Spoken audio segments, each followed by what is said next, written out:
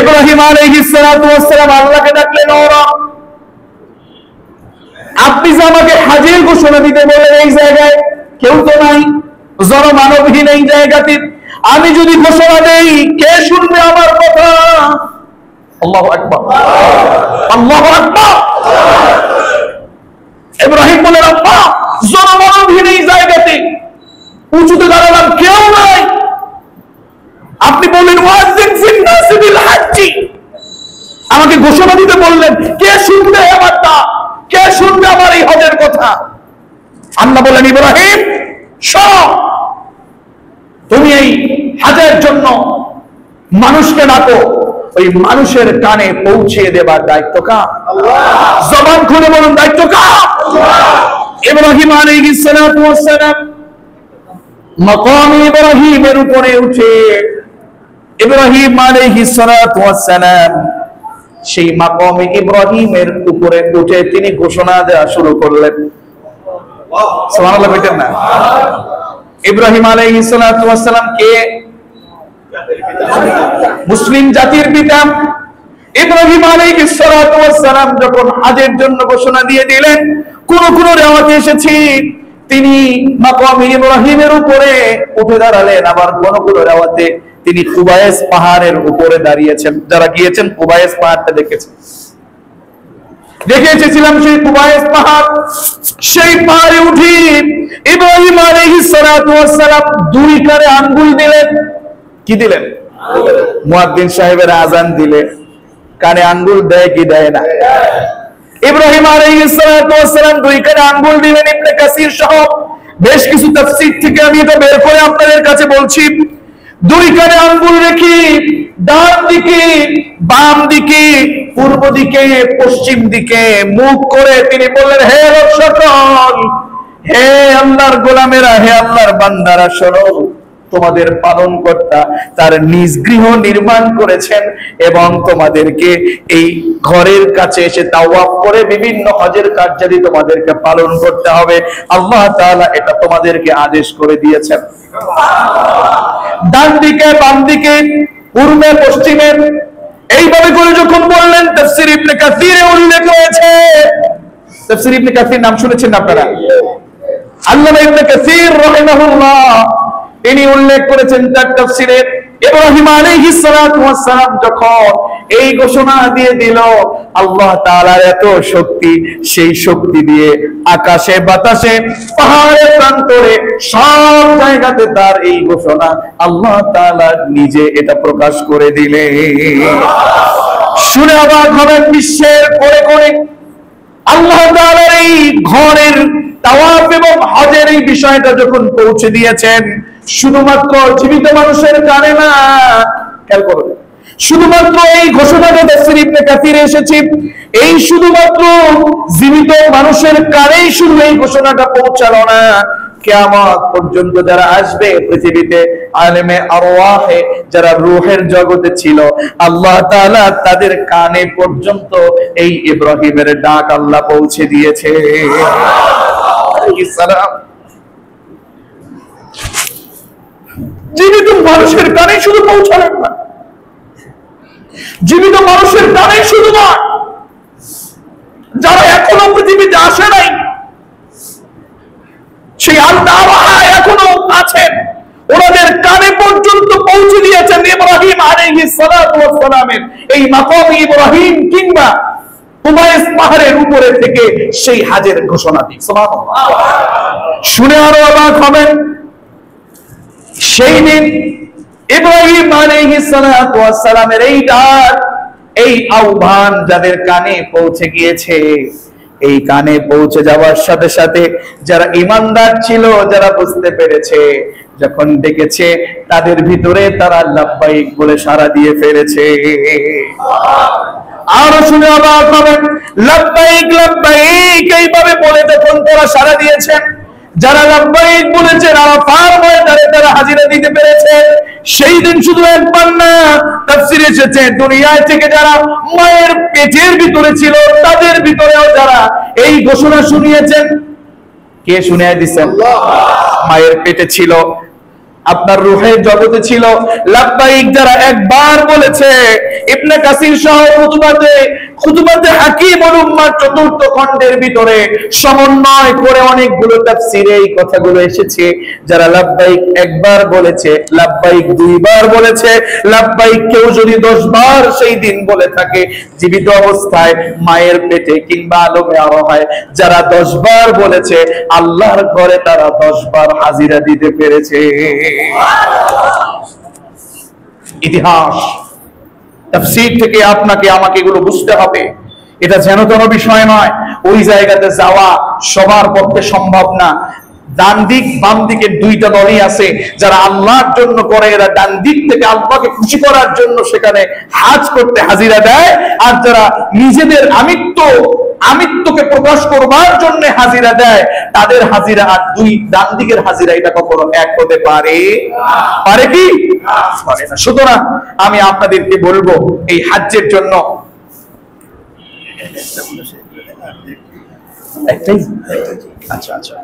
জি আমরা আজকে একটু সময় আপনাদেরকে নিয়ে কিছু সময় দিচ্ছি। তো এই যে হাজ, এই হাজ্জের যে বিষয়টা, ওখানে সেই দিন যারা লাব্বাইক বলেছেন আমরা সবাই সেখানে যেতে পারছি। তাহলে এই লাব্বাইক যারা বলেছি, আল্লাহ আমাদের নসিবে সেই ঘরে তাওয়াফ আমাদের নসিব হোক। এটা আমরা চাই কি চাই না? জবান খুলে বলুন, আমরা চাই কি চাই না? যারা যারা চাই তাদের ভিতরে একটা কথা ভিতরে গেঁথে নিতে হবে, আজ থেকে কোনদিন আর হারাম কোন টাকা ইনকাম করব না। হারাম টাকা ইনকাম করে ওখানে গেলে পরে ওই টাকা আজ বাংলাদেশ থেকে যায়, আপনি কেবল সেই প্লেনে কিংবা বিমানে উঠে গিয়ে দেখে আসতে পারেন।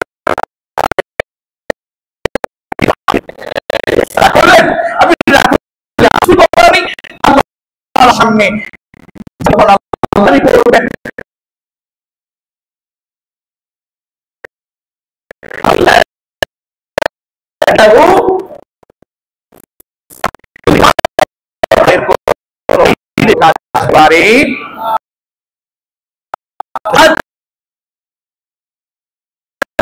হাদিস বলে আমি শেষ করছি আপনাদের মাঝে।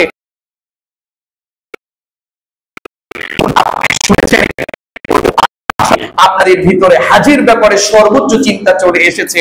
এবার একটা মাসআলা যে মাইকের মাধ্যমে অনেক আপনারা শুনুন, হাজ তাহলে আপনার আমার ভিতরে তাদের জন্য সামর্থ্য যাদের আছে তাদের উপরে হাজ ফরজ করেছে কে? এটা হচ্ছে পুরুষের বেলায়। মেয়েদের বেলায়, মেয়েদের উপরে হাজ ফরজের মাসআলা বলছি, আপনাদের সকলকে জানতে হবে। মেয়েদের ব্যাপারে হাজ ফরজের ব্যাপারে মাসআলা হচ্ছে, আপনাদের বিষয় যেটা বুঝতে হবে যে হাজ আপনি করলেন, আপনার স্ত্রীকে আপনি করাতে পারেন, আপনি করলেন আপনার বাবা মাকে আপনি করাতে পারেন, কিন্তু কোন মেয়ের উপরে হাজ ফরজের আগে দেখতে হবে যে তার মাহরাম পুরুষ তার সাথে আছে কিনা। মাহরাম পুরুষ বুঝেন তো? এটা নারীদের সম্মান। ভ্রমণ যেখানেই করতে যান তার সাথে মাহরাম পুরুষ দরকার আছে নাকি নাই? আছে না নাই? মাহরাম পুরুষ কয়জন এটা আমরা আগামী জুমায় ইনশাআল্লাহ বলবো, আল্লাহ যদি কবুল করেন। অনেক মাসআলা আছে। তো নারীদের ব্যাপারে যদি হাজ ফরজ করতে যায় তাকে অবশ্যই 2 জনের সামর্থ্য লাগবে টাকা। খেয়াল করেন, নারীদের অনেকের সম্পত্তি সম্পদ আছে। এই নারীদের ব্যাপারে হাজ ফরজের ব্যাপারে তাদের টাকা লাগবে কয়জনের? আপনি স্বামী হয়ে তাকে করাতে পারেন, কিন্তু তার উপরে হাজ ফরজ হবে তখন 2 জন মিলে সামর্থ্য ওখানে যাতায়াতের ব্যাপারে হবে যখন। বুঝতে পেরেছেন? একজনের হলে তার উপরে হাজ ফরজ হবে না, কারণ তার অর্থ আছে কিন্তু তার স্বামীর নাই। তো স্বামীকে নেয়ার মতো কিংবা ছেলেকে নেয়ার মতো যারা মাহরাম ওনাদেরকে নেওয়ার মতো 2 জন হবে, এরকম জায়গা যেতে পারবে, এরকম অর্থ থাকবে, তাদের উপর হাজ ফরজ। কথা বুঝতে পেরেছেন? হ্যাঁ, আপনি যাবেন, আপনার স্ত্রী যাবে না, জীবনের একটা আকাঙ্ক্ষা একটা চাওয়া, সেটা ভিন্ন কথা। তো সবকিছু মিলিয়ে মাসআলাগুলো অনেক অনেক অনেক অনেক সহজ, কারণ ঈমানটা যদি আপনার কাছে এসে যায়, আল্লাহ রাসূল বলেছেন, কি মনে করেছো তোমাদের এই হাজ, এটা কি মনে করেছো করলে তুমি ফকির হয়ে যাবে, টাকা সব শেষ হয়ে গেল? আমি রাসূল বলছি, তাবিউ বাইনাল হাজ্জ ওয়াল উমরা ফাইন্নাহুমা ইয়ানফিয়ানিল ফাকর ওয়াদ-দুনুব। শোনো, সুবহানাল্লাহ কন্না, টাকা খরচ করলাম ওখানে, তাবিউ বাইনাল হজ্জ ওয়াল উমরা, তোমরা যদি হজ করো এরপরে উমরা করো, মনে করিও না তোমাদের টাকা চলে যাবে। দুইটা জিনিস আল্লাহ তাআলা এই হজ উমরার কারণে দুইটা জিনিস আল্লাহ তোমাদেরকে দিয়ে থাকেন। কয়টা জিনিস?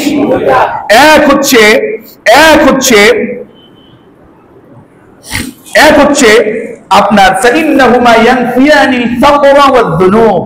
এক নাম্বার হচ্ছে তোমার যত দরিদ্রতা আছে, যত ফকিরের অবস্থা আছে, দরিদ্রতা আছে, তুমি হজ যদি করো, উমরা যদি করো, আল্লাহ তাআলা তোমার দরিদ্রতা দূর করে দেবেন। আচ্ছা, আল্লাহ যদি দেয় আপনার কোনো টেনশন আছে? কথা বল না কেন? আপনার টাকা 8 লাখের মালিক হয়েছেন, এখন হজ করতে গেছেন, আল্লাহ আপনাকে ওই 8 লাখ যে 10 বছরে দিছে, 10 মাসে কি আল্লাহ 80 লাখ দিতে পারে না? কথা বলেন না কেন? পারে না? আল্লাহ চাইলে পারে। কেমনে পারে এটা উনি জানেন। যাই হোক, 2 নাম্বার হচ্ছে ওয়াদ-দুনুব, সাথে সাথে আপনার জীবনের সব গুনাহ আল্লাহ মাফ করে দেন। আর একটা বিষয়, একটা প্রশ্ন ছোট্ট, সেটা হলো হুজুর সালাম নিবেন, ওয়া আলাইকুম আসসালাম ওয়া রাহমাতুল্লাহ, হজ আগে নাকি উমরা আগে? দেখুন, এখানে উমরার কথা আগে বলা হয়নি, সরাসরি ওয়ালিল্লাহি আলান নাসি হিজ্জুল বাইত, হজ হচ্ছে ফরজ, এটা আগে। হজ এটা কি আগে। কিন্তু হ্যাঁ, অনেকের কাছে এরকম মনে হয় আমার এখন আপাতত টাকা নেই, 8 লাখ 7 লাখ, কিন্তু আমার টাকা আছে এখন উমরা করার, আমি একটু যাই, আগে ওখানে গিয়ে দোয়া করি সামনে যেন আমার হজ করাটা সহজ হয়ে যায়। কথা বুঝতে পেরেছেন? তাহলে এই হজ করতে সহজ হয়ে যাবে এরকম চিন্তা করে অনেকে চলে যায়, কেউ জায়গা চিনে, কিংবা কেউ আমল করলে হজ করাটা সহজ হয়ে যায়, চেনাটা সহজ হয়ে যায়, আমলের ভিতরে আরো বেশি খুলুসিয়াত তৈরি হয়। তো আগে হচ্ছে মূলত হজ। হজ হচ্ছে জীবনে একবার ফরজ, উমরা কিন্তু ফরজ না। কথা বুঝতে পেরেছেন? ফরজ যেহেতু প্রশ্ন, উমরাটা আসলে ফরজ কোনো বিধান কিংবা ফরজ কোনো আমল না, এটা নফল সুন্নাহ। এইগুলো ব্যাপারে আমরা অনেক আলোচনা শুনবো সামনে ইনশাআল্লাহ। তাহলে হজ ফরজ হয়, উমরা কিন্তু ফরজ।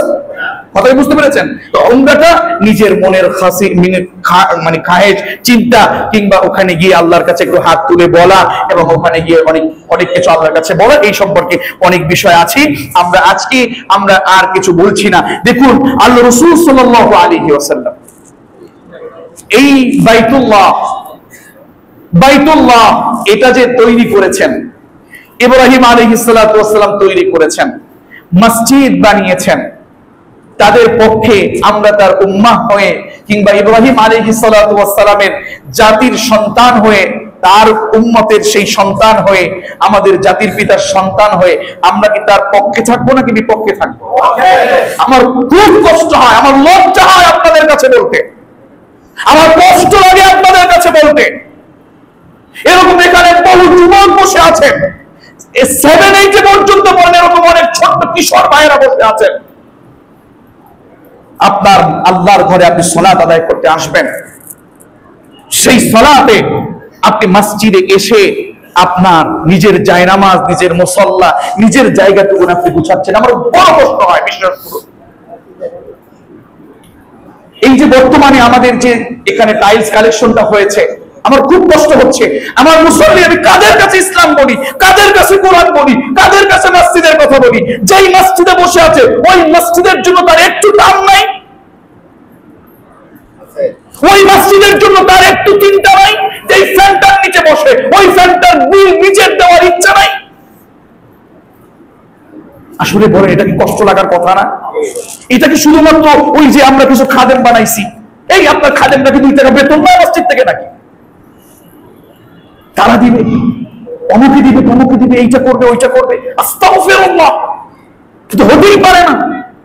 আমার তো মনে হয় ওই খাদেম তাদের নাম আছে, খেয়াল করুন, মসজিদ কমিটিতে যাদের নাম আছে, খাদেম যাদের নাম আছে, অনেকে হয়তো, আল্লাহ মাফ করুন, আমার কাছে মনে হয় না যে এখানের কোন খাদেম এরকম চিন্তা করে, তাহলে হাত পাতে না। তবে অধিকাংশ মসজিদের কমিটির ভিতরে এমন আমার কাছে আমি পরিচয় দেয়, খুব কষ্ট লাগে আমার কাছে যে আমি হুজুর অমুক মসজিদের সভাপতি, এরকম আছে না নাই?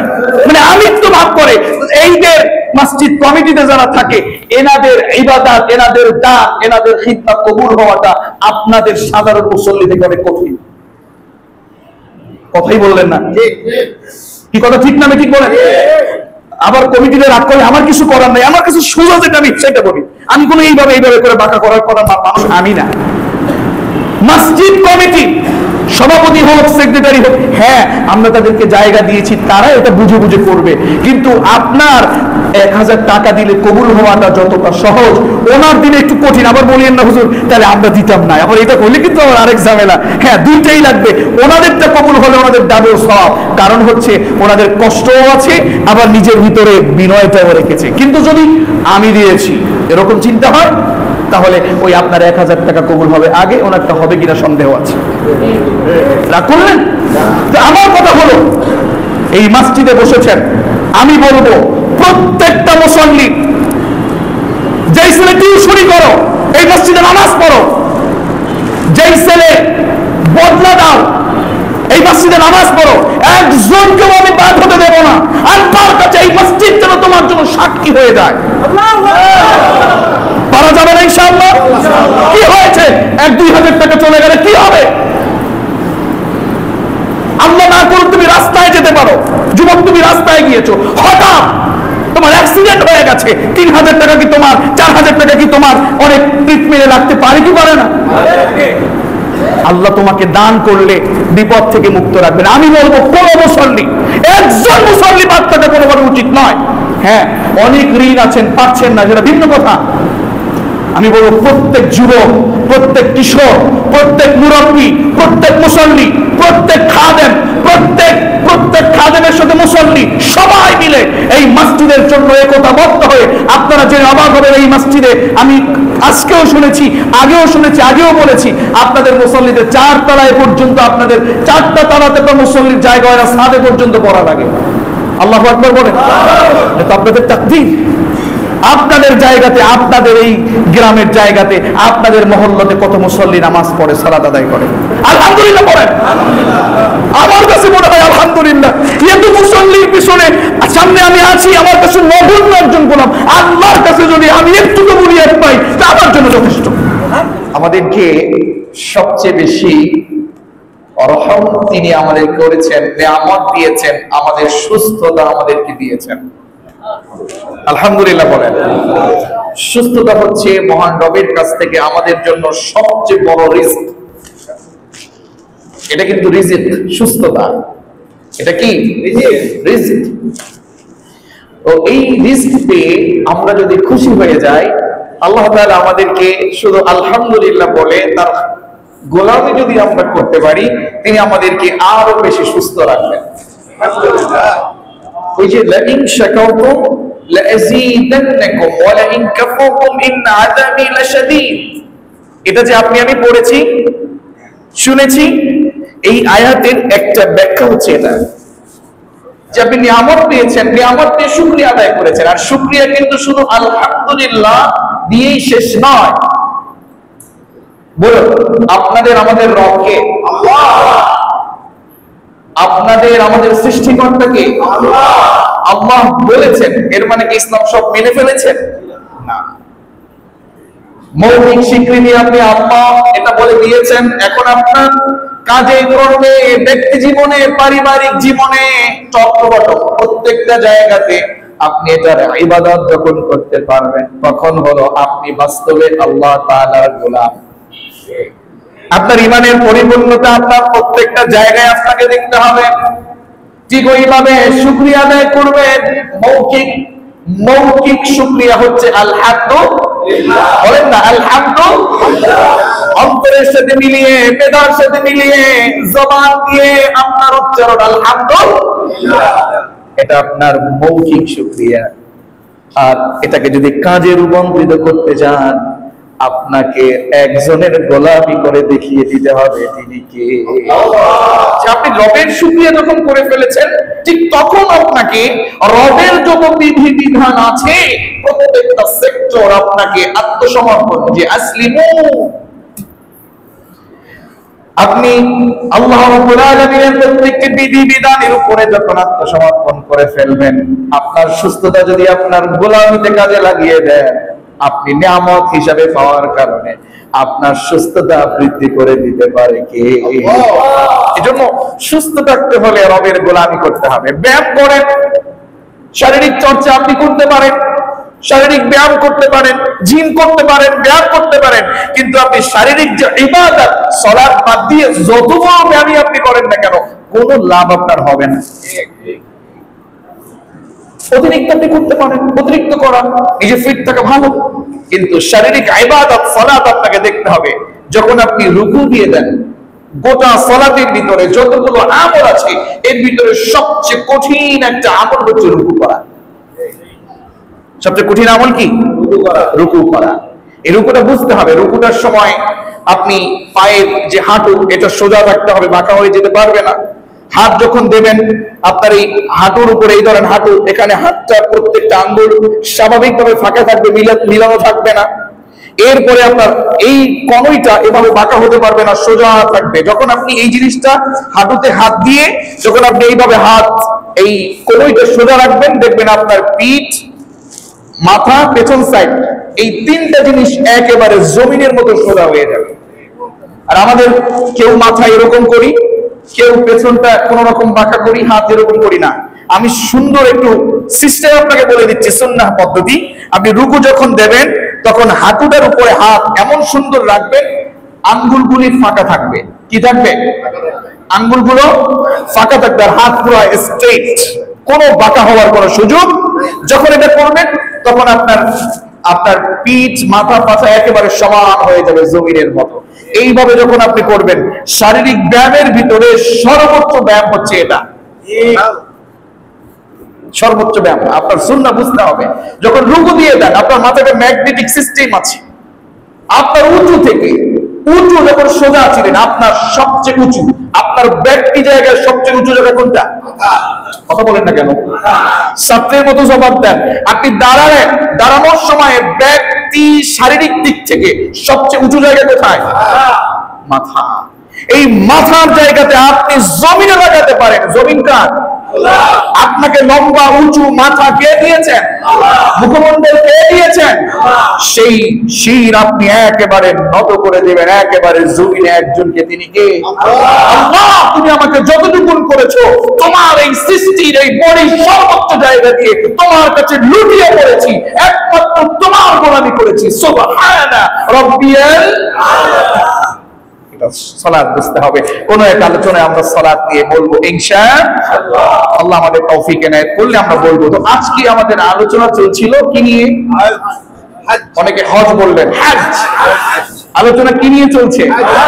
আপনাদের অনেকের কাছে অনেকের জন্ম নিয়ে অনেক প্রশ্ন, অনেক চিন্তা থাকে, হুজুর এই আলোচনাটা করলে ভালো হয়। হ্যাঁ, আমাকে বলবেন, আমি সেটা নোট করে নিব, কোনটার কথা এসেছে, কোনটা আগে আগে বলতে হবে, আমি এটা নোট করে নিব। অনেকে এসেছে, কিন্তু আমি আপনাদের কাছে এখন বর্তমান সময়ের আলোকে সমন্বয় করে আমি এটা বলছি। এই কারণে বলতে হচ্ছে, হাজ চলছে, সামনে কোরবানি আছে, বহু বিষয় আছে। এই বিষয়গুলো যখন শেষ হয়ে যাবে, আপনাদের বলা, আপনাদের পরামর্শ সবকিছু এবং জরুরত মনে করে যেটা দরকার সামনে ধাপে ধাপে আমরা শিখবো ইনশাআল্লাহ। ইনশাআল্লাহ। সালাত বিষয়ে আমাদের অনেক শিখতে হবে। এখনো কত বাকি আসছে সালাতে। এখনো এমন অনেকে আছে সালাত করতে জানি না, অথচ দেখতে সালাত হচ্ছে, কিন্তু সাজদা হচ্ছে না, রুকু হচ্ছে না। এরকম বহু ঝামেলা, বহু ভুল আমাদের রয়ে গেছে। আল্লাহ আমাদেরকে সুন্দরভাবে পরিচ্ছন্ন ইবাদত করার তৌফিক এনায়েত করুন। হজ নিয়ে চলছে কথা। কি নিয়ে? হজ। হজ এটা আসলে ফরজ একটি ইবাদত, ফরজ একটি গোলামি। হজ কাদের জন্য ফরজ এই বিষয় নিয়ে আমরা আলোচনা কিছুটা করেছিলাম। আল্লাহ তাআলা কোরআন কারীমে বললেন, ও গোলাম, ওয়ালিল্লাহি আলান নাসি হিজ্জুল বাইতি মান ইসতাতাআ ইলাইহি সাবিলা। সূরা আলে ইমরান, সূরা আলে ইমরানের 96 97 নম্বর আয়াত যদি দেখলে পরে আপনার ঈমানটা বেড়ে যাবে। আল্লাহ তাআলা ওই যে বাইতুল্লাহ আমাদের জন্য রেখে দিয়েছেন, নির্মাণ করেছেন, ওই জায়গাতে যাওয়া ওয়ালিল্লাহি, কোন মানুষের জন্য না, ব্যক্তির পিছনে হাজি লাগানোর জন্য না, আলহাজ লাগানোর জন্য না। আচ্ছা, আমাদের দেশে নামের আগে আলহাজ, হাজি এরকম কিছু নাম আমাদের সমাজে আছে নাকি নাই? কথা বলেন না সবাই, আছে না নাই? দেখবেন যাদের নামের পিছনে একটু আলহাজ লাগাইলো না কেন, হাজি দিল না কেন, এই চিন্তা যারা করে, একটু মন মেজার করে, এদের ভিতরে আমিত্ব এবং শিরকি বিষয় এবং সাথে সাথে বহু ধরনের মানুষকে ঠকানো ক্ষমতার জোর একটু এদের একটু বেশি। মনে রাখবেন, যারা গোলামি করে কার জন্য? ওয়ালিল্লাহি, লিল্লাহি, আল্লাহর জন্য যারা গোলামি করে তারা কখনো নামের পিছনে আলহাজ লাগানোর চিন্তা করে হজ করতে যায় না। যারা যায় তাদের হজ কবুল হয়। ওই যে আপনাদের মুখস্থ হাদিস কিন্তু একটা আছে, ইন্নামাল আ'মালু বিন্নিয়াত। আপনার নিয়তে ছিল আপনি হাজি লাগাবেন, বয়স হয়ে গেল এখন তো আলহাজ বলে না, একটু হজ করেছি হাজি বলে না, আছে না নাই? আছে। এজন্য আমি আপনাকে বলবো, কারণ এদের সাথে তো আমাদের একটু মোটামুটি চলাফেরা আছে। হাজ করতে যায় হুজুর, জিজ্ঞেস করতেছে হুজুর আসছি তো আপনার সাথে উমরায়, খুব ভালোই লেগেছে, এখন বাড়িতে গেলে হাজি লিখবো নাকি আলহাজ লিখবো, এটা পার্থক্য করে যদি একটু বুঝাই দিতেন। কোথায় যাবো বলেন হুজুর? বাড়িতে গেলে কেউ তো হাজি বলে আবার আলহাজও লেখে, কোনটা একটু বেশি ভালো এবং কোনটা লাগাইতে পারি? বলুন তো, আপনার হাজ মনে হয় এবার গেছে। শোনেন, আমরা যাচ্ছি, আবার আমরা সাধারণত আমি যাদের সাথে নিয়ে যাই বা সাথে থাকি, একাধিক উমরাটা আমরা করবার চেষ্টা করি। হয়তো আয়েশা মসজিদ থেকে এটা নিয়ে কিছু মতভেদ তো আছে, একেবারে সেই জায়গাতে গিয়ে তায়েফে গিয়ে আমরা আবার সেখান থেকে এসে আমরা ইহরাম বেঁধে এরপরে আবার করি। বলছি ওই চিন্তা ওই ওনার কথা থেকে শুরু করে আমার মোটামুটি 40 জনের ভিতরে ছিল একটা কড়া বয়ান দিলাম যে এখানে অনেক লোক তো এরকম চলে আসছে, ওর মাথায় ছিল না যে এরকম চলে আসছেন, ছিল। কাজ করুন, এই নিয়তকে এখন থেকে পাল্টিয়ে দিতে হবে, কারণ ওয়ালিল্লাহি হাজ উমরা, এটা একমাত্র কার জন্য? আল্লাহর জন্য। ওয়ালিল্লাহি আলান নাস হজ্জুল বাইত। আলহাজ লাগানোর জন্য আপনার হাজ করা যাবে না, হাজি লাগানোর জন্য হাজ করা যাবে না। বুঝে আসে না, হাজ করতে যায়, একবার হাজ করতে যায়, এসেই আলহাজ লাগায়। তবে দৈনিক যে এই যে সালাত আদায় করতে আসছেন আপনারা, কি এখন কি হয়েছে বলতো? কথা বল না কেন? মুসাল্লি। এখানে সালাত আদায় করেছেন, এখন কি হয়েছেন? মুসাল্লি। আপনি যাকাত দিয়েছেন, আপনি তো মুজাক্কি। তাহলে নামের আগে তো মুসাল্লি, মুজাক্কি, আলহাজ, আব্দুল্লাহ এরকম তো লাগান না। মানে ওই আলহাজ লাগালে বোঝা যায় এই লোকটার টাকা কিছু আছে, এই টাকা দিয়ে গেলে কিন্তু টাকাওয়ালা, এ কিন্তু ওখানে যাইতে পারছে। শুধু আমিত্ব ভাব। আল্লাহি, যারা আল্লাহর জন্য ইবাদত করে, হাজ করে, এরা কখনো নামের পিছনে এটা লাগানোর চিন্তা কখনোই করে। আল্লাহ আমাদের হেফাজত করুন। তাহলে হাজ এটা কার জন্য? জোরে বলেন। আমি বলার কারণে আশা করি আপনাদের সামনে যারা হাজে চলে যাবেন বা নিবেন বা সামনে যাবেন, আল্লাহ কবুল করবেন, এদের ভিতরে আশা করি এই চিন্তাটা থাকার কথা। এজন্য একটু বুঝানো বললাম, বুঝিয়ে বললাম। আল্লাহ তাআলা বললেন ওয়ালিল্লাহি আলান নাস, মানুষের উপরে আল্লাহর জন্য এটা করা ওদের কাছে আল্লাহর পাওনা হয়ে যায়। সেটা কাদের? যাদের হাজে যাওয়ার মতো, সেখানে যাওয়ার মতো সামর্থ্য আছে, যাবে আসবে সামর্থ্য আছে। আর এই হাজের মাসখানেক সময়টার ভিতরে পরিবারে মোটামুটি 15-20 হাজার টাকা খরচ দিয়ে চলতে পারে, এরকম যাদের সামর্থ্য আছে, এদের জন্য হাজ করা বলেন। বিষয়টা যদি এমন হয়, আমার এখন মোটামুটি বর্তমান সময় 7 লাখ টাকা আছে, টাকার মালিক হয়েছে মানে হলো আপনার উপরে হাজ ফরজ। এখন আপনি 1 বছর পরে করেন, 2 বছর পরে করেন, আপনি যদি হাজ না করে মারা যান, আপনি যদি 5 বছর পরে ভিখারিও হয়ে যান, আপনার টাকা ছিল বলে, আপনার সামর্থ্য ছিল বলে হাজ করা আপনার জন্য ফরজ হয়ে গেছে। 5 বছর পরে মারা গেলেও হাজ না করার কারণে আপনি গুনাহগার হয়ে কবরে চলে যাবেন। নাউজুবিল্লাহ তো বললেন, নাউজুবিল্লাহ অর্থ কি বলেন? নাউজুবিল্লাহ অর্থ কি বলেন? মানে আপনার কাছে পানাহ চাই, আশ্রয় চাই, তার মানে এটা করতাম না। তার মানে এই নাউজুবিল্লাহ বলার মানে হচ্ছে আমি এখন হজ করবার মতো তৌফিক পেয়েছি, এখনই আমি চলে যাব। নাউজুবিল্লাহ শুধু মুখে বললেই হবে না, কি রাগ করলেন নাকি? এটা বুঝতে হবে। নাউযুবিল্লাহ, আউযু বিল্লাহি মিনাশ শাইতানির। আল্লাহ আপনার কাছে ওই শয়তান থেকে, বিতাড়িত শয়তান থেকে পানাহ চাই। আর আউযু শব্দটা যখন নাউযু দিবেন মানে আমরা পানাহ চাই, আর কিছু না। মানে আমরা এই গুনাহ করতেছেন, আল্লাহ বাঁচান, আমরা পানাহ চাই। তার মানে এই গুনাহটা আমরা করতে। তাহলে এবার আসেন, হজ আপনার উপরে ফরজ হয়ে গেছে, আপনি করতে গেলেন না। আপনি না করে যাবার কারণে, হজে না যাবার কারণে আপনার গুনাহ হয়ে যাবে। আপনার এই গুনাহটা এত জটিল যে আল্লাহ আপনাকে জিজ্ঞেস করবে, কি রে ওই 1000 টাকা দিয়ে বাড়ি করছিস কেন? আমরা চিন্তা করি এখন মোটামুটি একটু বাড়ি করি, সামনের পরে করে নিব হজ। আপনার কাছে মনে হলো বাড়ি, আসলে ওই বাড়িটা আপনার জন্য কল্যাণকর না। আল্লাহ আপনার টাকার মালিক দিয়েছেন, ঈমান দিয়ে টাকার মালিক দিয়েছেন। তার মানে পরীক্ষা করলেন, দেখি আমার বান্দা এই টাকা দিয়ে আমার কাছে হাজিরা দেয় কিনা। কথা কি বুঝলেন? এখন মনে করতে পারেন টাকা তো কমে গেল না, এবার আমরা সামনে আসব। যেই ঘরে যাচ্ছি মনে করিয়েন না আল্লাহ আপনাকে চাপিয়ে দিয়েছেন। খবরদার, এটা মনে করার কোনো সুযোগ নাই। এই হজ, এটার যে পটভূমি, কেন হলো, কোথা থেকে আসলো, কবে থেকে আসলো, এই বিষয়টা যদি আমরা একটু জানতে চাই।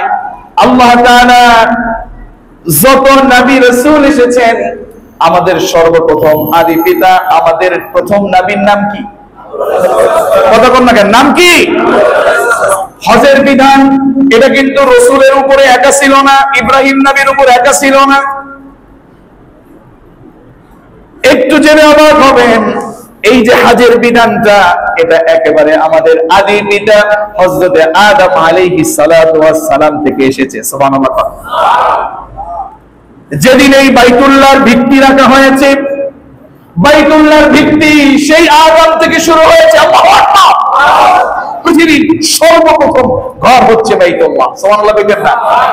সর্বপ্রথম ঘরের নাম কি? সর্বপ্রথম মসজিদের নাম কি? হযরত আদম আলাইহিস সালাতু ওয়াস সালামের সময় থেকে যখন তাওয়াফ শুরু হয়েছে, সেই সময় থেকে শুরু করে আজও পর্যন্ত কোনদিন কোন সময় আল্লাহ তাআলা এই বাইতুল্লাহ তাওয়াফ কোনদিন বন্ধ রাখে নাই। সুবহানাল্লাহ। আল্লাহু আকবার বলেন। কোনদিন কোন সময় তাওয়াফ বন্ধ। শুনে অবাক হবেন, হযরত আদম আলাইহিস সালাতু ওয়াস সালামের পরে এই বাইতুল্লাহর এই জায়গাটা কোনদিন আজও পর্যন্ত তাওয়াফ বন্ধ হয়নি, কোনদিন হবেও না, কেউ হতে দিতেও পারবে না, এরকম না। সুবহানাল্লাহ। এটা বন্ধ হবে না, বন্ধ করার কারো সুযোগও কেউ পারবে না, এটা চ্যালেঞ্জ। আদম আলাইহিস সালাতু ওয়াস সালাম থেকে এই পর্যন্ত বহু কারণে বহুবার বাইতুল্লাহ বিধ্বস্ত হয়েছে, বহুবার এই পর্যন্ত হয়েছে। হযরত নূহ আলাইহিস সালাতু ওয়াস সালামের সময় যখন মহাপ্লাবন হয়েছে, এই নূহ নবীর কিস্তি সম্পর্কে শুনছেন না আপনারা? মহাপ্লাবন, শুধু প্লাবন না, মহাপ্লাবন ইতিহাসের কথায়। নূহ আলাইহিস সালাতু ওয়াস সালামের সময় মহাপ্লাবন হয়েছিল। সেই সময়ে এই বাইতুল্লাহর চিহ্নটা পর্যন্ত একেবারে শেষ হয়ে গিয়েছিল।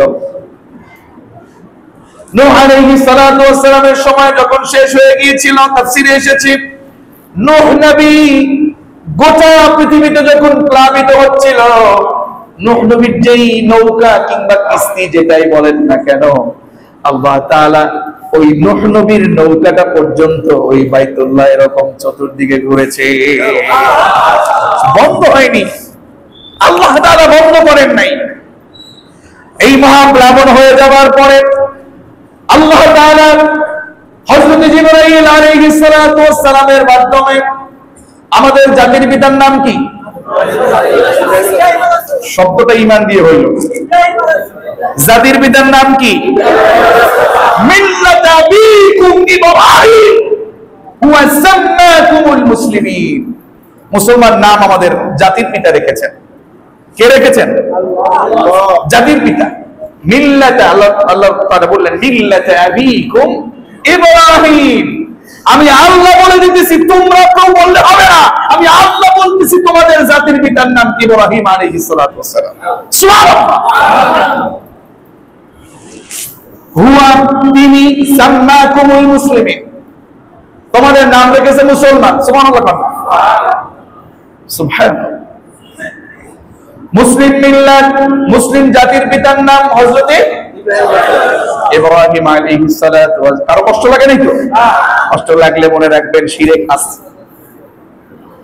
আল্লাহ তাআলা জিবরাইল আলাইহিস সালাতু ওয়াস সালামের মাধ্যমে হযরত ইব্রাহিম আলাইহিস সালাতু ওয়াস সালাম বাইতুল্লাহ চিহ্ন খুঁজে পান না। জিবরাইলকে বললেন, ও জিবরাইল, যাও না, যাও আমার নবী ইব্রাহিমকে দেখায় দাও আমার বাইতুল্লাহ কোন জায়গায় ছিল, যাও দেখায় দাও। জিবরাইল আলাইহিস সালাতু ওয়াস সালাম সেটা দেখালেন কোথায় বাইতুল্লাহ ছিল। দেখিয়ে দেওয়ার পরে হযরত ইব্রাহিম আলাইহিস সালাতু ওয়াস সালামকে আল্লাহ তাআলা নির্দেশ দিলেন, এবার তুমি আমার ঘর নির্মাণ করো। সুবহানাল্লাহ। তার সহযোগী ছিল তার ছেলে হযরতে, বলেন না, ইসমাঈল আলাইহিস সালাতু ওয়াস সালাম। ইতিহাস অনেক বড়, এটাকে আমরা কুরবানির ভিতরে মিলাবো, কুরবানির আলোচনার ভিতরে মিলাবো। তবে পটভূমি যেটা, যখন এই বাইতুল্লাহ তৈরি হয়ে গেল, আমার আল্লাহ তাআলা চুপ থাকলেন না। ইব্রাহিম আলাইহিস সালাতু ওয়াস সালামকে আল্লাহ তাআলা ওয়ার্ডার করলেন, ওয়াআযিন ফিন নাসি বিল হাজ্জি ইয়াতুকা রিজালান ওয়া আলা কুল্লি দামিরিন ইয়াতিনা মিন কুল্লি ফাজ্জিন আমিক। আল্লাহু আকবার। ওয়াআযিন ফিন নাস, ইব্রাহিম লোক সমাজে, ওয়াআযিন ফিন নাসি বিল হজ্জ, যাও আমি নির্দেশ দিলাম মানুষের ভিতরে, লোক সমাজে আমার ঘরে এসে হজ করতে হবে, এটা তুমি ঘোষণা দিয়ে দাও। সুবহানাল্লাহ। ওয়াআযিন ফিন নাসি বিল হজ্জ রিজাল ইয়াতুকা রিজালান ওয়া আলা কুল্লি দামির ইয়াতিনা মিন কুল্লি ফাজ্জিন আমিক। তারা পদক্রমে দুর্বল হোক, সবল হোক, দুর্বল উস্তিতে চড়ে দূর দূরান্ত থেকে আমার এই ঘরে এসে হাজিরা দিবে আর বলবে লাব্বাইক। বলেন লাব্বাইক আল্লাহুম্মা লাব্বাইক, লাব্বাইক লা শারীকা লাক লাব্বাইক, ইন্নাল হামদা ওয়ান নি'মাতা লাকা ওয়াল মুলক লা শারীকা লাক। গত সপ্তাহে এটার ব্যাখ্যা কিন্তু আমি করেছিলাম, মনে আছে তো? মনে আছে তো? এই লাব্বাইক বলার মানে আমি আলহাজ লাগাতে পারবো, এই লাব্বাইক না। নিজের সব কিছু একমাত্র ওনার জন্য সমর্পণ করে দেওয়ার নাম হচ্ছে লাব্বাইক।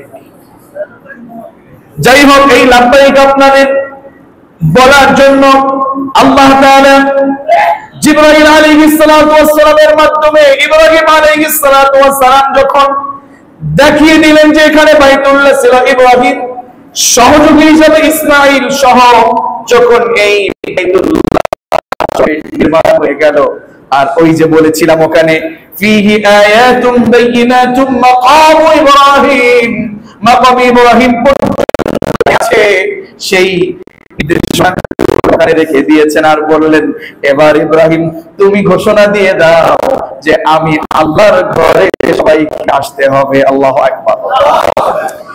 ইব্রাহিম আলাইহিস সালাতু ওয়াস আল্লাহকে ডাকলেন।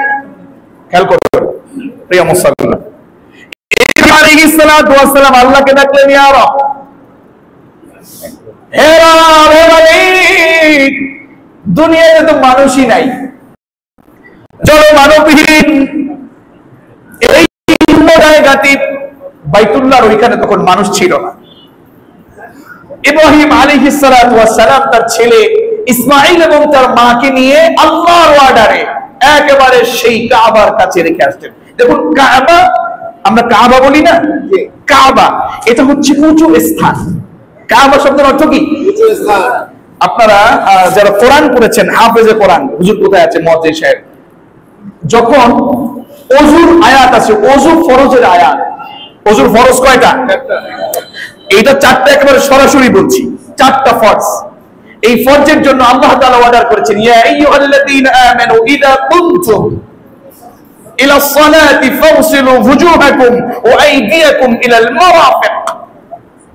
আল্লাহ দেখেন এই যে ওযু যে ফরজ, আয়াত আল্লাহ কি বলছেন, হে ঈমানদারেরা, ইযা কুনতুম, যখন তোমরা দাঁড়ানোর ইচ্ছা করবে, দাঁড়াবে কোথায়? নামাজে। ইলা সলাতি ফাগসিলু, তখন তোমাদের ওযু করতে হবে। ওযুটা কেমন? ফাগসিলু ওয়ুজুহাকুম, তোমাদের চেহারাগুলো গোসল করাতে হবে, মানে ধৌত করতে হবে, ওয়াশ করতে হবে। ওয়াশ শব্দের আরবি শব্দ হচ্ছে আল গসল। গসালা ইয়াগসিলু, ধৌত করা। কথা বুঝতে পেরেছেন? দরাবা ইয়াদরিবু, এই ওসলের এটা মাসদার।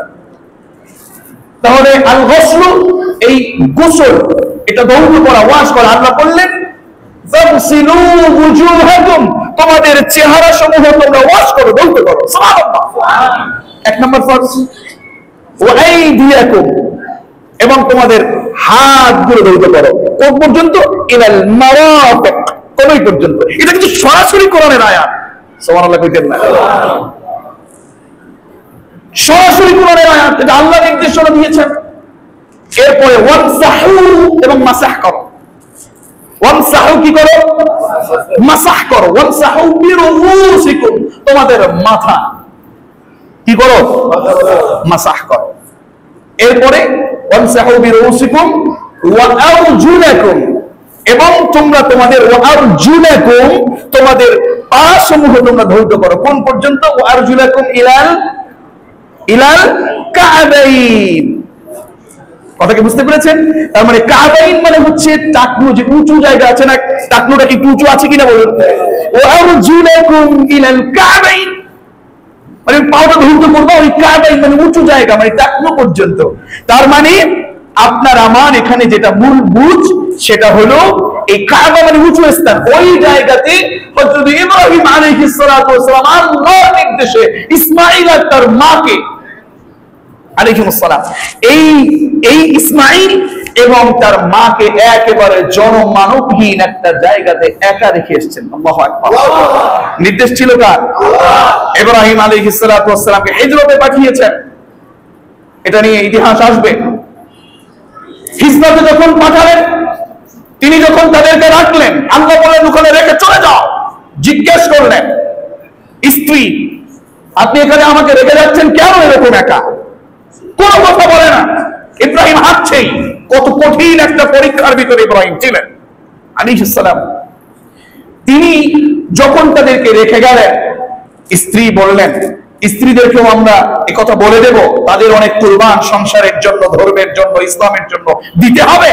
যখন এইভাবে করে বললেন যে আপনি আমাদের কিভাবে রেখে যাচ্ছেন এই জনমানবহীন এই জায়গাতে, কোনো মানুষ সেখানে নাই, কিছু ছিল না, কোনো ঘর ছিল না, বাড়ি ছিল না, পানি ছিল না, ফল ছিল না, খাবার ছিল না, রেখে গেছে।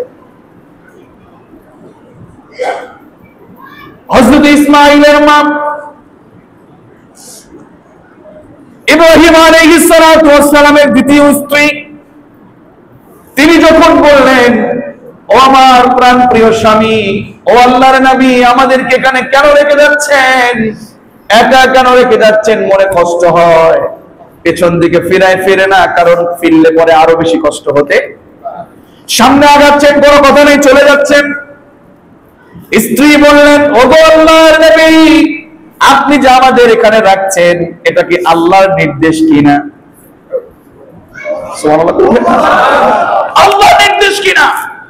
ইব্রাহিম আলাইহিস সালাতু ওয়াস সালাম মাথা ঝাঁকুনি দিয়ে বললেন, হ্যাঁ এটা আল্লাহর নির্দেশ। বললেন, মা, যদি এটাই হয়ে যায় আর কোনো ভয় নাই, একমাত্র একজনের উপর আমরা তাওয়াক্কুল করছি। তিনি কে? জনমানবহীন জায়গাতে, যিনি সুন্দর কঠিন একটা জায়গাতে, একেবারে পাথর, সেই কঠিন গরমের জায়গাতে খাবার দিতে পারেন, ফল দিতে পারেন, পানি দিতে পারেন, এমন পানি মায়ে zamzam, সেই ইব্রাহিম আলাইহিস সালাতু ওয়াস সালামের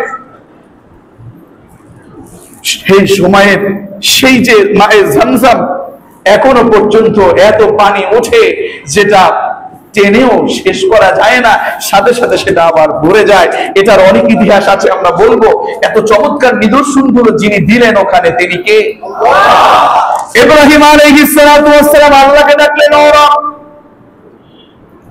আপনি যে আমাকে হাজের ঘোষণা দিতে বলেন, এই জায়গায় কেউ তো নাই, জনমানবহীন এই জায়গাতে আমি যদি ঘোষণা দেই, কে শুনবে আমার কথা? আল্লাহু আকবার, আল্লাহু আকবার। ইব্রাহিম বলেন, আল্লাহ, জনমানবহীন এই জায়গাতে উঁচুতে দাঁড়ালাম, কেউ নাই। আপনি বললেন ওয়াজিন ফিন নাসি বিল হাজ্জি, আমাকে ঘোষণা দিতে বললেন, কে শুনবে আমার তা? কে শুনবে আমার এই হজের কথা? আল্লাহ বলেন, ইব্রাহিম শোনো, তুমি এই হজের জন্য মানুষকে ডাকো, ওই মানুষের কানে পৌঁছে দেবার দায়িত্ব কার? জবান খুলে বলুন, দায়িত্ব কার?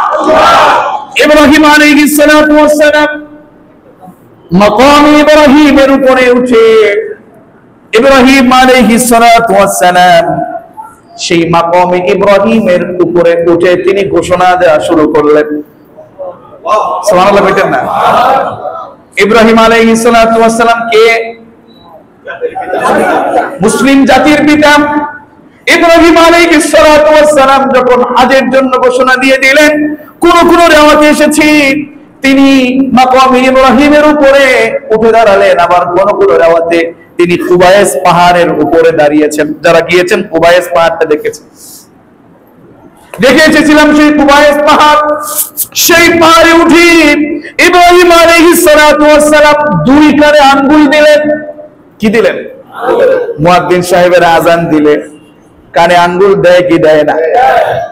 ইব্রাহিম আলাইহিস সালাতু ওয়াস সালাম দুই কানে আঙ্গুল দিলেন। ইবনে কাসির সহ বেশ কিছু তাফসীর থেকে আমি এটা বের করে আপনাদের কাছে বলছি। দুই কানে আঙ্গুল রেখে ডান দিকে, বাম দিকে, পূর্ব দিকে, পশ্চিম দিকে মুখ করে তিনি বললেন, হে সকল, হে আল্লাহর গোলামেরা, হে আল্লাহর বান্দারা, শোনো, তোমাদের পালনকর্তা তার নিজ গৃহ নির্মাণ করেছেন এবং তোমাদেরকে এই ঘরের কাছে এসে তাওয়াফ করে বিভিন্ন হজের কার্যাদি তোমাদেরকে পালন করতে হবে। আল্লাহ তাআলা এটা তোমাদেরকে আদেশ করে দিয়েছেন। ডান দিকে, বাম দিকে, পূর্বে, পশ্চিমে এইভাবে করে যখন বললেন, তাফসীর ইবনে কাসিরে উল্লেখ হয়েছে। তাফসীর ইবনে কাসির নাম শুনেছেন আপনারা? আল্লামা ইবনে কাসির রাহিমাহুল্লাহ তিনি উল্লেখ করেছেন তার তাফসীরে, ইব্রাহিম আলাইহিস সালাতু ওয়াস সালাম যখন এই ঘোষণা দিয়ে দিল, আল্লাহ তাআলার এত শক্তি, সেই শক্তি দিয়ে আকাশে, বাতাসে, পাহাড়ে, প্রান্তরে সব জায়গাতে তার এই ঘোষণা আল্লাহ তাআলা নিজে এটা প্রকাশ করে দিলেন। শুনে অবাক হবেন, বিশ্বের কোণে কোণে আল্লাহ তাআলার এই ঘরের তাওয়াফ এবং হজের এই বিষয়টা যখন পৌঁছে দিয়েছেন, শুধুমাত্র জীবিত মানুষের কানে না, খেয়াল করুন, শুধুমাত্র এই ঘোষণাটা তাফসীর ইবনে কাসিরে এসেছে, এই শুধুমাত্র জীবিত মানুষের কানেই শুধু এই ঘোষণাটা পৌঁছালো না, কিয়ামত পর্যন্ত যারা আসবে পৃথিবীতে, আলেমে আরওয়াহে যারা রূহের জগতে ছিল, আল্লাহ তাআলা তাদের কানে পর্যন্ত এই ইব্রাহিমের ডাক আল্লাহ পৌঁছে দিয়েছে আলাইহিস সালাম। জীবিত মানুষের কানে শুধু পৌঁছালেন না, জীবিত মানুষের কানে শুধু না, যারা এখনো পৃথিবীতে আসে নাই,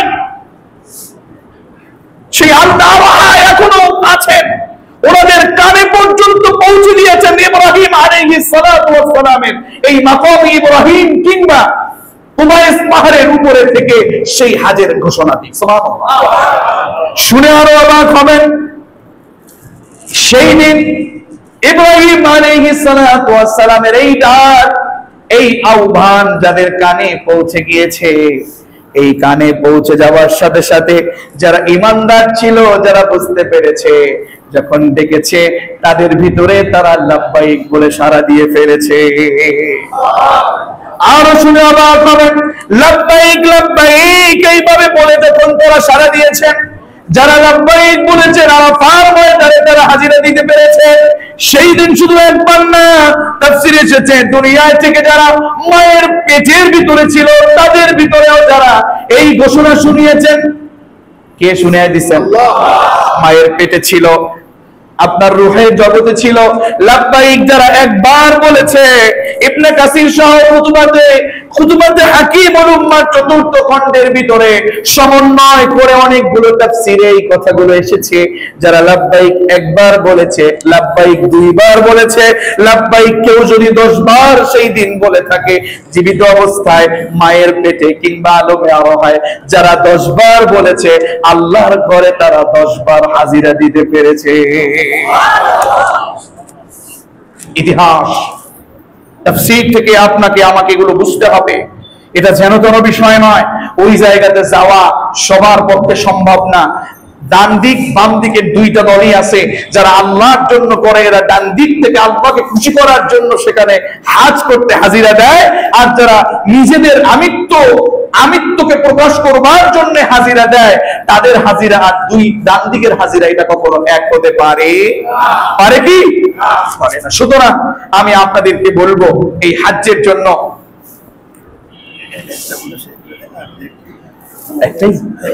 আচ্ছা জি, আমরা আজকে একটু সময় আপনাদেরকে নিয়ে কিছু সময় দিচ্ছি। তো এই যে হাজ, এই হাজ্জের যে বিষয়টা, ওখানে সেই দিন যারা লাব্বাইক বলেছেন আমরা সবাই সেখানে যেতে পারছি। তাহলে এই লাব্বাইক যারা বলেছি, আল্লাহ আমাদের নসিবে সেই ঘরে তাওয়াফ আমাদের নসিব হোক, এটা আমরা চাই কি চাই না? জবান খুলে বলুন, আমরা চাই কি চাই না?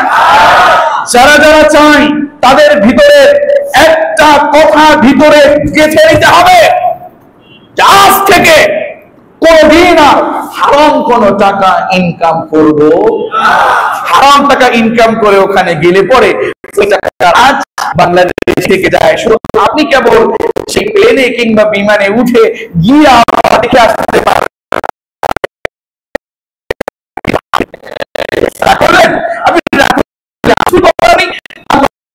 সামনে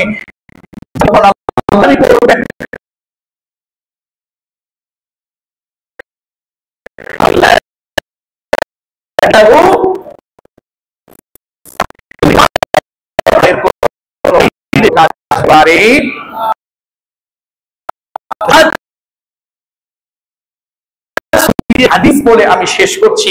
আর এর মাঝে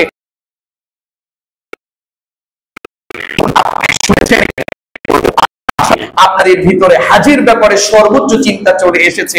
এবার একটা মাসআলা, যে মাইকের মাধ্যমে অনেক আপনারা শুনুন, হাজ তাহলে আপনার আমার ভিতরে তাদের জন্য সামর্থ্য যাদের আছে তাদের উপরে হাজ ফরজ করেছে কে?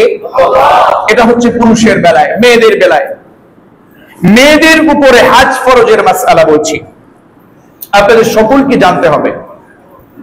মেয়েদের ব্যাপারে হাজ ফরজের ব্যাপারে মাসআলা হচ্ছে, আপনাদের বিষয়ে যেটা বুঝতে হবে যে হাজ আপনি করলেন, আপনার স্ত্রীকে আপনি করাতে পারেন, আপনি করলেন আপনার বাবা মাকে আপনি করাতে পারেন, কিন্তু কোন মেয়ের উপরে হাজ ফরজের আগে দেখতে হবে যে তার মাহরাম পুরুষ তার সাথে আছে কিনা। মাহরাম পুরুষ বুঝেন তো, এটা নারীদের সম্মান। ভ্রমণ যেখানেই করতে যান তার সাথে মাহরাম পুরুষ দরকার আছে নাকি নাই? আছে না নাই? মাহরাম পুরুষ কয়জন, এটা আমরা আগামী জুমায় ইনশাআল্লাহ বলবো, আল্লাহ যদি কবুল করেন। অনেক মাসআলা আছে। তো নারীদের ব্যাপারে যদি হাজ ফরজ করতে যায়, তাকে অবশ্যই 2 জনের সামর্থ্য লাগবে টাকা। খেয়াল করেন, নারীদের অনেকের সম্পত্তি সম্পদ আছে। এই নারীদের ব্যাপারে হাজ ফরজের ব্যাপারে তাদের টাকা লাগবে কয়জনের? আপনি স্বামী হয়ে তাকে করাতে পারেন, কিন্তু তার উপরে হাজ ফরজ হবে তখন 2 জন মিলে সামর্থ্য ওখানে যাতায়াতের ব্যাপারে হবে যখন। বুঝতে পেরেছেন? একজনের হলে তার উপরে হাজ ফরজ হবে না, কারণ তার অর্থ আছে কিন্তু তার স্বামীর নাই। তো স্বামীকে নেয়ার মতো কিংবা ছেলেকে নেয়ার মতো যারা মাহরাম, ওনাদেরকে নেবার মতো 2 জন হবে, এরকম জায়গা যেতে পারবে, এরকম অর্থ থাকবে, তাদের উপর হাজ ফরজ। কথা বুঝতে পেরেছেন? হ্যাঁ, আপনি যাবেন, আপনার স্ত্রী যাবে না, জীবনের একটা আকাঙ্ক্ষা, একটা চাওয়া, সেটা ভিন্ন কথা। তো সবকিছু মিলিয়ে মাসআলাগুলো অনেক অনেক অনেক অনেক সহজ। কারণ ঈমানটা যদি আপনার কাছে এসে যায়, আল্লাহ রাসূল বলেছেন, কি মনে করেছো তোমাদের এই হাজ, এটা কি মনে করেছো করলে তুমি ফকির হয়ে যাবে, টাকা সব শেষ হয়ে গেল?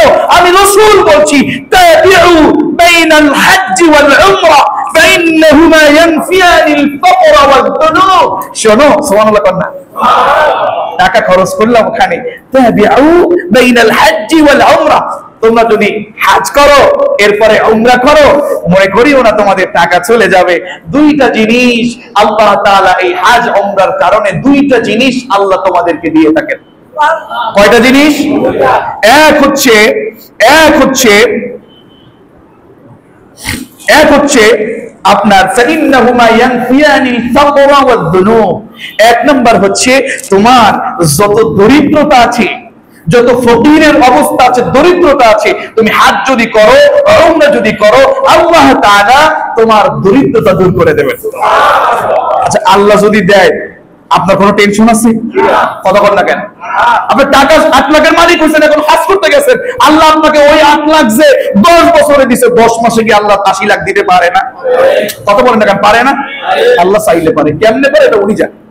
যাই হোক, 2 নাম্বার হচ্ছে ওয়াদুনুব, সাথে সাথে আপনার জীবনের সব গুনাহ আল্লাহ মাফ করে দেন।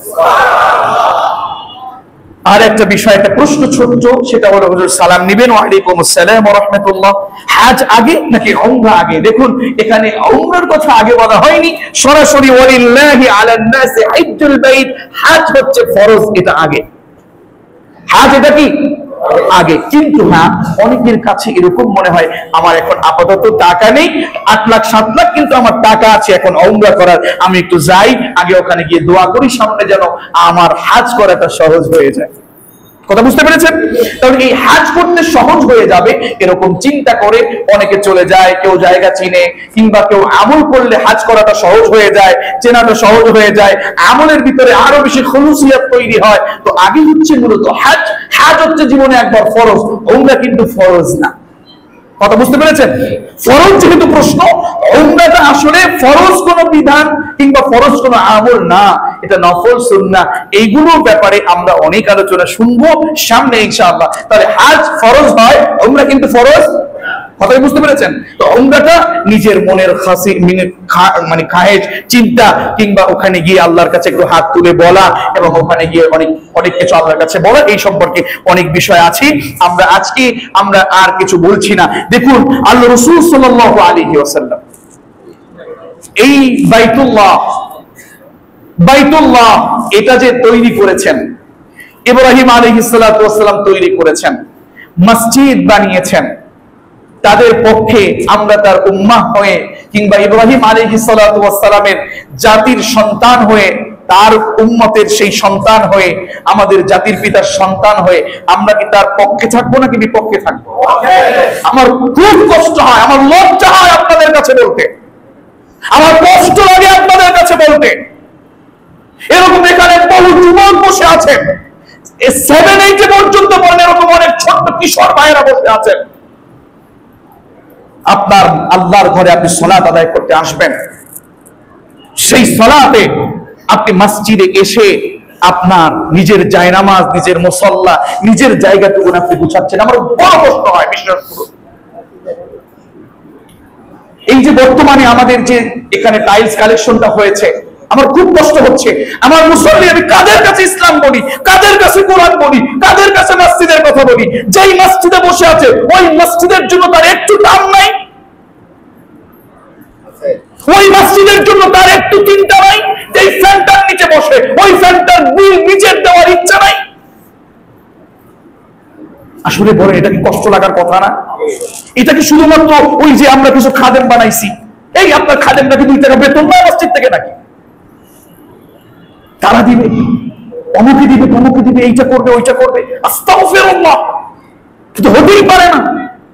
আমার তো মনে হয় ওই খাদেম তাদের নাম আছে, খেয়াল করুন, মসজিদ কমিটিতে যাদের নাম আছে, খাদেম যাদের নাম আছে, অনেকে হয়তো, আল্লাহ মাফ করুন, আমার কাছে মনে হয় না যে এখানের কোন খাদেম এরকম চিন্তা করে, তাহলে হাত পাতে না। তবে অধিকাংশ মসজিদের কমিটির ভিতরে এমন আমার কাছে আমি পরিচয় দেয়, খুব কষ্ট লাগে আমার কাছে যে আমি হুজুর অমুক মসজিদের সভাপতি, এরকম আছে না নাই? মানে আমিত্ব ভাব করে। এইদের মসজিদ কমিটিতে যারা থাকে, এনাদের ইবাদত, এনাদের দান, এনাদের খিদমত কবুল হওয়াটা আপনাদের সাধারণ মুসল্লি থেকে অনেক কঠিন। কথাই বললেন না? কি কথা ঠিক না? আমি ঠিক বলেন? আবার কমিটিতে রাগ করে, আমার কিছু করার নাই, আমার কিছু সোজা যেটা আমি সেটা বলি। আমি কোনো এইভাবে করে বাঁকা করার কথা মানুষ আমি না। মসজিদ কমিটি সভাপতি হোক, সেক্রেটারি হোক, হ্যাঁ আমরা তাদেরকে জায়গা দিয়েছি, তারা এটা বুঝে বুঝে করবে।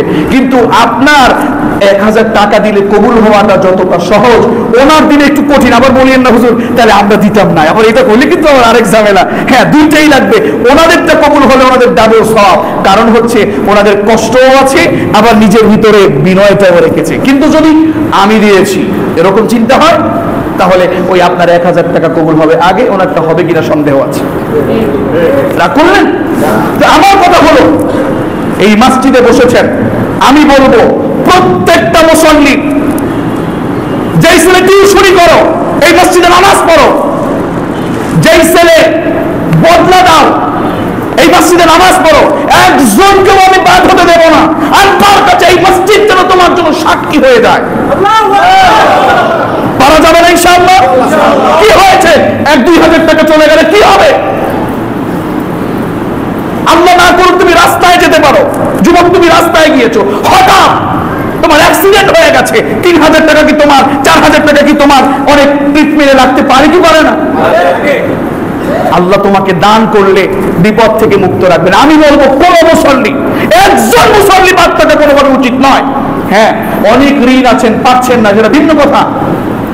আমি বলবো প্রত্যেক যুবক, প্রত্যেক কিশোর, প্রত্যেক মুরব্বী, প্রত্যেক মুসল্লি, প্রত্যেক খাদেম, প্রত্যেক খাদেমের সাথে মুসল্লি সবাই মিলে এই মসজিদের জন্য একতাবদ্ধ হয়ে, আপনারা যে অবাক হবেন, এই মসজিদে আমি আজকেও শুনেছি, আগেও শুনেছি, আগেও বলেছি, আপনাদের মুসল্লিদের 4 তলায় পর্যন্ত, আপনাদের 4টা তলাতে তো মুসল্লির জায়গা হয় না, ছাদে পর্যন্ত পড়া লাগে। আল্লাহু আকবার বলেন। এটা আপনাদের তাকদীর। আপনাদের জায়গাতে, আপনাদের এই গ্রামের জায়গাতে, আপনাদের মহল্লাতে কত মুসল্লি নামাজ পড়ে, সালাত আদায় করে, আলহামদুলিল্লাহ পড়েন। আমার কাছে মনে হয় আলহামদুলিল্লাহ, এত মুসল্লির পিছনে সামনে আমি আছি, আমার কাছে নগণ্য একজন গোলাম।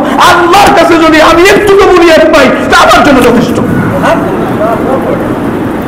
তো এই জন্য আমি আপনাদেরকে বলবো, একজন মুসল্লি এখানে বসে থাকবেন, এখানে সালাত আদায় করবেন, মসজিদের খেয়াল রাখবেন না। আপনাদের জন্য, আপনাদের ক্ষেত্রে চিন্তা করে আমাদের মসজিদের খাদেমগণ একটা সিস্টেম একটু চেঞ্জ করেছেন। আমাদের পূর্বে যারা এখানে টাইলস দিয়েছেন, একটা টাইলসের দাম মোটামুটি 33, 34, 3200 টাকা ছিল, দিয়েছেন